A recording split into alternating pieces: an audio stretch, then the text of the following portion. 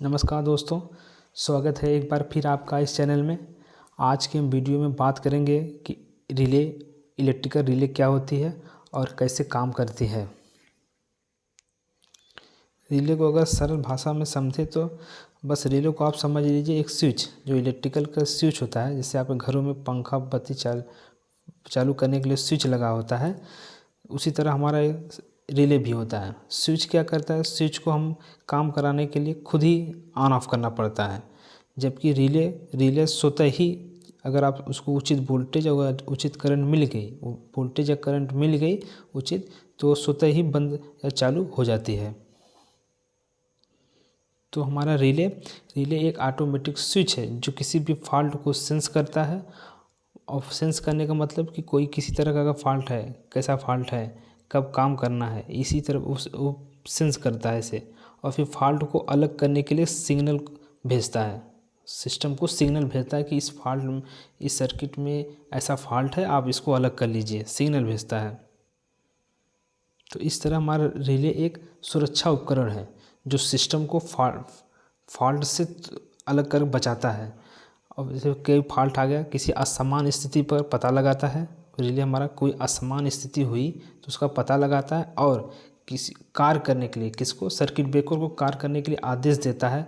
और फिर circuit breaker हमारा उस फॉल्टी सेक्शन को मेन सेक्शन से अलग कर देता है।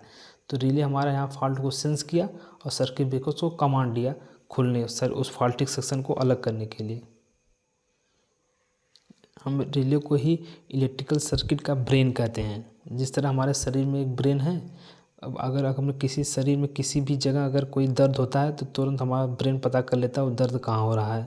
या कहीं पर आपको चोट लगती है तो ब्रेन तुरंत पता कर लेता है कि कहाँ चोट लगता है। तो हमारा शरीर का जो है वो ब्रेन एक रिले है।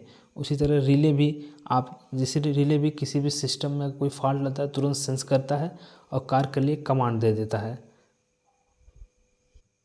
तो रिले एक हमारा एक क्या सेंसिटिव डिवाइस है जो किसी भी अनबैलेंस कंडीशन, मतलब वही कोई किसी फॉल्ट आ गया का उसका पता लगा लेता है। फिर सर्किट ब्रेकर को सूचना देता है, कमांड देता है ऑपरेट होने के लिए। फॉल्ट कहता है कि फॉल्ट आ गया है, अब ऑपरेट हो जाइए। अब आप इस रिले को इस पिक्चर से समझिए। जैसे हमारा ये क्या, यहाँ से पूरा हमारा सिस्टम है। देखिए हमारे यहाँ से सिस्टम आगे की तरफ बढ़ा हुआ है, मतलब फीडर आगे गया हुआ है। इसी फीडर में हमने सर्किट ब्रेकर सीरीज में लगा रखा है और इसी फीडर में हमने एक करंट ट्रांसफार्मर को सीरीज में लगा रखा है। अब करंट यहाँ से हमारी जो होती है फीडर की, वो आगे बढ़ती रहती है। तो जो करंट उसमें हमने सर्किट ब्रेकर जोड़ा, जोड़ा, यहाँ पर इसके रेशियो में यहाँ पर करंट आता है। और फिर देखिए यहाँ रिले का ये पूरा जो भाग यहाँ से यहाँ बना हुआ है, ये इतना पूरा डट डट डट करके ये पूरा रिले का एक सर्किट है। तो एक मेन सर्किट हुआ, ये जो आपका आगे जा रहा है, एक उसी से संबंधित उसी की सप्लाई यूज करके हमने एक अलग सर्किट बना रखा हुआ है रिले के लिए। तो आप देखिए अगर किसी कारणवश इस फीडर का जो है आगे गए, मान लीजिए तार है, ये टूट के कहीं अर्थ होता है, तो उस कंडीशन में हमारी इस सर्किट में जो है इस बहुत तेज़ी से करंट आने लगती है, मतलब करंट का अमाउंट बढ़ जाता है। तो वहाँ पर ये देखिए सीटी लगा है, सीटी रेशियो, उसी जब करंट का अमाउंट बढ़ जाता है उसी रेशियो में यहाँ पर सीटी के सेकेंडरी साइड में भी करंट बढ़ने लगती है। तो बढ़ने लगती है यहाँ से देखिए, तो रिले कॉइल लगता है, रिले कॉइल है, इससे जुड़ा हुआ रिले कॉइल है। ये एनर्जाइट होता है और मैग्नेटाइज होकर इस प्लंजर को नीचे खींचता है, जिससे दोनों कॉन्टैक्ट आपस में टच कर जाते हैं।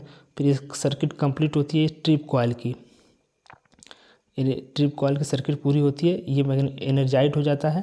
एनर्जाइट होकर आप इसको लगे हुए इस प्लंजर को अपनी तरफ खींचता है। तो ये प्लंजर किसका है, सर्किट ब्रेकर का।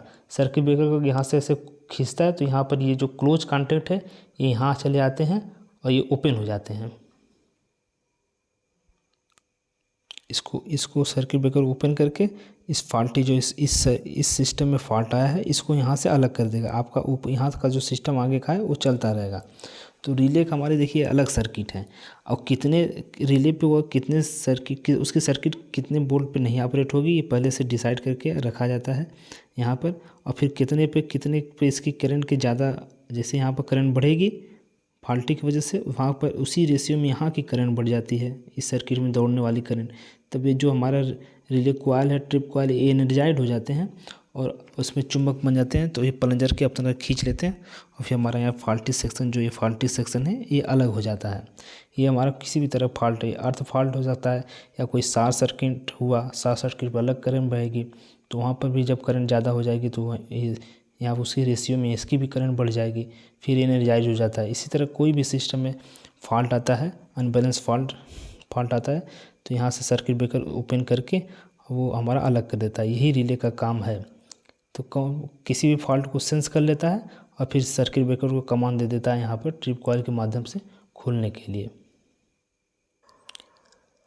हमारा रिले जो है एसी और डीसी दोनों भी किसी सप्लाई पे ऑपरेट होता है। ये रिले उसको कई प्रकार से बटे हुए होते हैं, जैसे संरचना के आधार पर, करंट के आधार पर, वोल्टेज के आधार पर, कई चीज़ पे इस पे बांटा गया है। कई प्रकार की हमारी रिले होती है, हर रिले अलग अलग जगह यूज होती हैं। तो अगले वीडियो में देख लेंगे कि हम कौन कौन सी रिले होती हैं। तो रिले आपको समझ में आया होगा।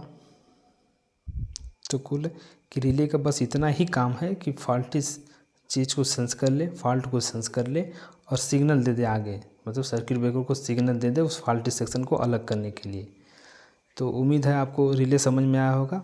तो चैनल को लाइक करिए, सब्सक्राइब करिए। मिलते हैं अगले वीडियो में। धन्यवाद।